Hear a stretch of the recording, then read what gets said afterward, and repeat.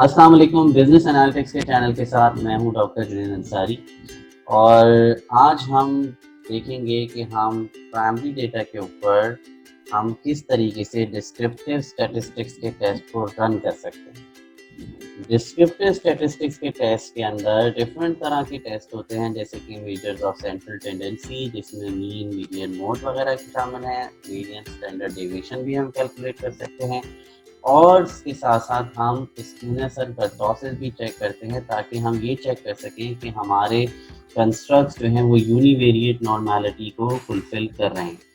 Univariate normality ये होती है कि हमारे डेटा जो है वो नॉर्मल डिस्ट्रीब्यूशन कर्व को फॉलो कर रहा है, क्योंकि रिग्रेशन एनालिसिस का प्रीरेक्विजिट है कि यूनिवेरिएट नॉर्मेलिटी की कंडीशन फुलफिल हो, तभी हम उस डेटा के ऊपर रिग्रेशन एनालिसिस को कंडक्ट कर सकते हैं। तो आपके सामने जो डेटा मैंने यहाँ पर ओपन किया हुआ है, ये डेटा कुछ कंस्ट्रक्ट्स की बेसिस के ऊपर हमने फिल किया है। ये हमारा कंसेप्चुअल फ्रेमवर्क है। अगर आप लोग चेक करें तो इसमें हमारे 5 इंडिपेंडेंट वेरिएबल हैं, जिसमें materialism, entertainment, information, irritation, credibility शामिल हैं। एटीट्यूड टूवर्ड्स एडवर्टाइजिंग यहाँ पे हमारा मीडिएटिंग वेरिएबल का रोल प्ले कर रहा है और परचेज इंटेंशन जो है वो हमारा डिपेंडेंट वेरिएबल है। परचेज इंटेंशन ये model basically theory of reason action की बेसिस के ऊपर डेवलप किया गया है। ठीक है, तो इसके बाद हम आगे मूव करते हैं। इन कंस्ट्रक्ट्स की बेसिस के ऊपर हमने जब क्वेश्चनर को फिल करवाया लोगों से, तो वो कुछ इस तरह से क्वेश्चनर को फिल हुआ है। मैं बहुत ज़्यादा उस डिटेल में नहीं जा रहा कि हमने किस तरह से स्टिमुलस यूज़ किया और किस तरह लोगों को अप्रोच किया, फिर ये क्वेश्चन फिल हुआ। इस डेटा की बेसिस के ऊपर हमारे पास हर कंस्ट्रक्ट के रिस्पेक्टिव आइटम्स के ऊपर लोगों ने कुछ रिस्पॉन्स फिल किया है। ठीक है, जैसे एटीट्यूड के 4 आइटम्स हैं, क्रेडिबिलिटी के 5 आइटम्स हैं, परचेज इंटेंशन के 7 आइटम्स हैं। ये सारे के सारे कंस्ट्रक्ट एडॉप्टेड थे डिफरेंट स्टडीज से। इन 4 आइटम्स, जो एटीट्यूड के 4 आइटम्स है, उनकी बेसिस के ऊपर हमने एटीट्यूड का एक कंस्ट्रक्ट डेवलप किया है, एक कॉलम जनरेट किया है, जिसके अंदर हमने इन 4 की बेसिस के ऊपर मीन वैल्यूज कैलकुलेट किए हैं using the formula of average in Excel. इसमें आप लोगों ने सबसे पहले एक चीज़ का ख्याल करना होगा कि आपका कहीं पे भी मिसिंग डेटा ना हो। अगर आपके एक्सेल फाइल के अंदर मिसिंग डेटा है तो एवरेज का फॉर्मूला सही रिजल्ट नहीं देगा। ठीक है, मिसिंग डेटा को हैंडल कैसे करना है उसके लिए हमारी दूसरी वीडियो से रुजू करें। Credibility, purchase intention, entertainment, materialism, irritation, information,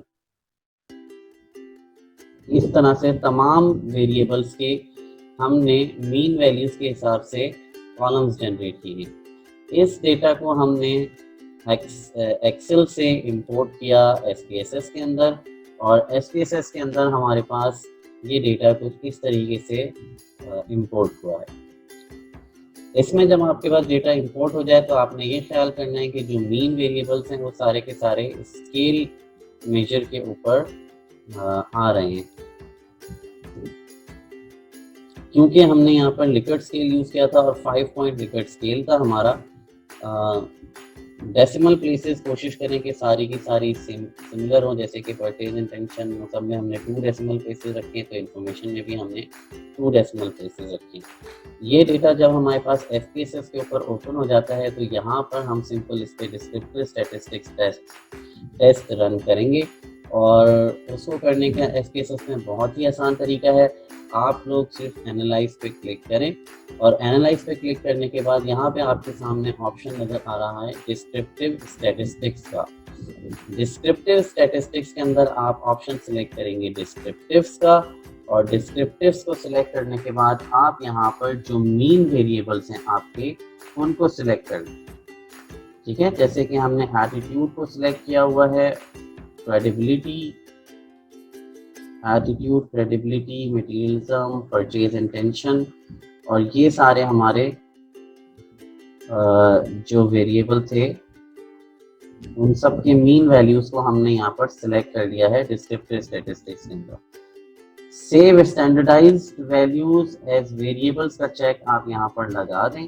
इसको चेक लगाने से ये होगा कि हमारे पास जी स्कोर की वैल्यूज ऑटोमेटिकली कैलकुलेट कर दी जाएगी। ये सिर्फ फर्स्ट टाइम आपने यूज़ करना है ताकि आप ये डिटेक्ट कर सको कि आपके डेटा के अंदर आउटलायर हैं या नहीं।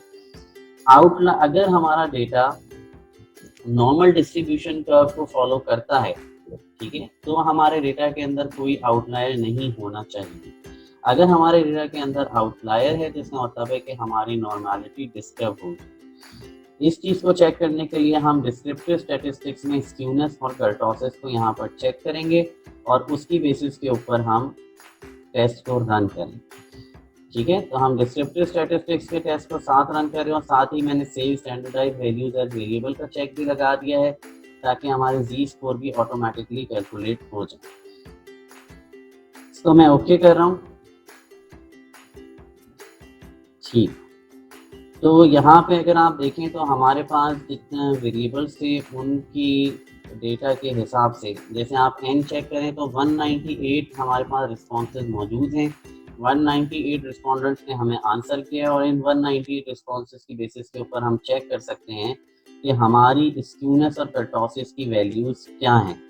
स्टैटिस्टिक के कॉलम के अंदर आप स्क्यूनेस की वैल्यू और कर्टोसिस की वैल्यू भी स्टैटिस्टिक के अंदर आप चेक करें और according to the Hair et al 2014 हमें ये पता चलता है कि हमारी स्क्यूनेस की वैल्यू पर्टिकुलरली -1 से +1 के दरमियान है। तो इसका मतलब है कि हमारा डेटा नॉर्मल डिस्ट्रीब्यूशन को फॉलो कर रहा है। तो यहाँ पे आप चेक करें कि हमारा डेटा नॉर्मल डिस्ट्रीब्यूशन कर्व को फॉलो कर रहा है, यानी नॉर्मेलिटी की कंडीशन, यूनिवेरिएट नॉर्मेलिटी की कंडीशन हमारी फुलफिल हो रही है। इसी तरह से इस कर्टोसिस की वैल्यूज़ को भी अगर हम चेक करें तो -1 से +1 के दरमियान ही हमारी वैल्यूज एग्जिस्ट कर रही हैं। तो यहाँ पर हमारी नॉर्मेलिटी की कंडीशन फुलफिल कर रही है। डिफरेंट ऑथर्स कर्टोसिस के लिए डिफरेंट वैल्यूज रेकमेंड करते हैं। जैसे क्लाइन रेकमेंड करता है कि -3 से +3 तक कर्टोसिस की वैल्यू जा सकती है।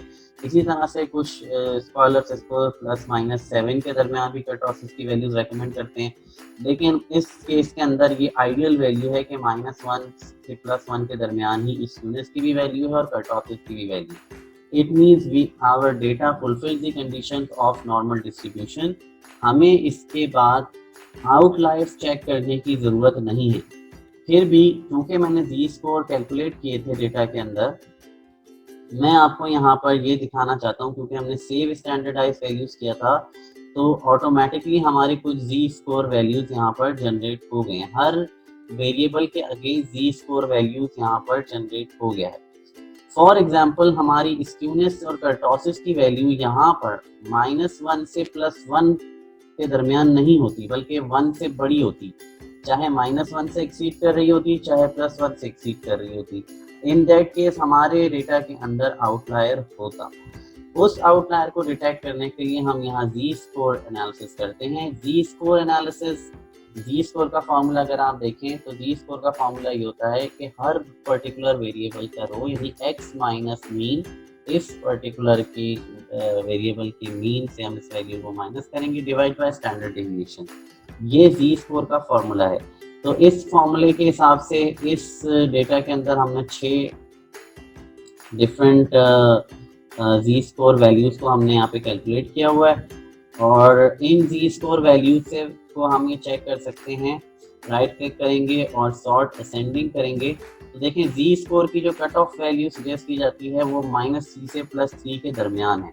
यानी अगर हमारा डेटा जी स्कोर की वैल्यू -3 से +-3 के दरमियान है तो इट मीन्स कि हमारे डेटा के अंदर कोई आउटलायर नहीं है। हम यहाँ पर चेक कर रहे हैं तो हमारी सॉर्ट असेंडिंग करने पे जो हाईएस्ट वैल्यू आ रही है -2.2 है, विच लाइज बिटवीन -3 to +3। इसी तरह जब हम सॉर्ट डिसेंडिंग करेंगे तब भी हमें पता चल जाएगा कि हाईएस्ट वैल्यू हमारी 2.26 है, लिहाजा ये एटीट्यूड वाला वेरिएबल हमारा यूनिवेरिएट नॉर्मेलिटी की कंडीशन को फुलफिल कर रहा है। मटेरियलिज्म को हम चेक करेंगे तो मटेरियलिज्म के अंदर भी कोई हमें आउटलायर डिटेक्ट नहीं कर पाए। इसी तरह हम सारे वेरिएबल्स को आहिस्ता आहिस्ता चेक कर लें। चूँकि हमारी स्क्यूनेस कर्टोसिस की वैल्यू पहले ही रेंज में है तो इस बात का बहुत कम चांस होता है कि कोई वैल्यू 3 से एक्सीड कर रही हो। लेकिन अगर आप यहाँ पर देखें तो इंफॉर्मेशन के कॉलम में एक वैल्यू है जो 3 से एक्सीड कर रही है, ये वैल्यू। जाहिर है स्क्यूनेस कर्टोसिस की वैल्यू इस पूरे वेरिएबल के अगेंस्ट कैलकुलेट हो रही है, तो ये वैल्यू की कोई सिग्निफिकेंस इतनी खास है नहीं। लेकिन फिर भी चूंकि ये आउटलायर वैल्यू है तो हम यहाँ पर इस पर्टिकुलर रो को डिलीट कर दें, राइट क्लिक करके क्लियर कर दें तो ये वैल्यू ऑटोमेटिकली डिलीट हो जाएगी।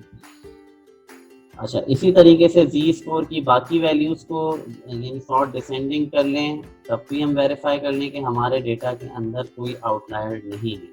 तो ऑल्दो स्क्यूनेस कर्टोसिस की वैल्यूज हमारी फुलफिल कर रही हैं, फिर भी हमने इस चीज़ को कंफर्म किया है कि हमारे डेटा के अंदर कोई आउटलायर ना हो। इस बेसिस के ऊपर हमारा जो अब स्क्यूनेस कर्टोसिस की वैल्यूज वैसे ही कंडीशन को फुलफिल कैरी कर रही हैं, तो हम ये कह सकते हैं कि हमारे डेटा के अंदर अब कोई आउटलायर नहीं है और हमारा डेटा नॉर्मल डिस्ट्रीब्यूशन कर्व को फॉलो करता है और नॉर्मेलिटी की कंडीशन हमारी फुलफिल हो रही है। Thank you.